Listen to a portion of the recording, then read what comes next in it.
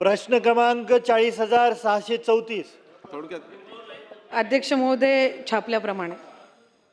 अध्यक्ष महाराज, राज्यामध्ये 44 बाल निरीक्षक गृह आहेत आणि उत्तरामध्ये असं त्यांनी मंत्री महोदयांनी दिलेलं आहे की जे सुरक्षा रक्षक प्रत्येक जिल्ह्यात कार्यरत आहेत त्यांनाच मानधन दिलं जातं, परंतु प्रत्येक बाल निरीक्षण गृहातील सुरक्षा रक्षकांची उपस्थितीची पडताळणी प्रश्न घ्या. कोणत्या यंत्राद्वारे केली जाते? बायोमेट्रिक उपस्थिती त्यांना लागू आहे का?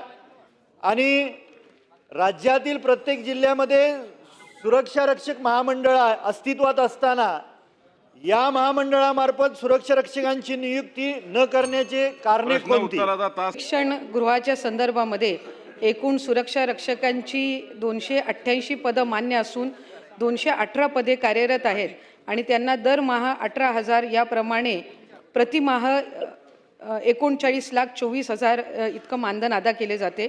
सदर मानधन अदा करण्यापूर्वी संबंधित संस्थेचे अधीक्षक सुरक्षकांची उपस्थिती प्रमाणपत्र जिल्हा महिला बालविकास अधिकारी यांच्या स्वाक्षरीने आयुक्त कार्यालयास सादर करतात व उपस्थितीच्या अधीन राहूनच मानधन हे अदा करण्यात येत असते. त्याच्यामुळे त्याची जिल्हा महिला बालविकास अधिकारी यांच्या माध्यमातून स्वाक्षरी आयुक्त कार्यालयास सादर केल्यानंतरच आणि त्यांच्या उपस्थितीची खात्री केल्यानंतरच त्यांचं मानधन जे आहे ते त्या ठिकाणी अदा केलं जात असतं.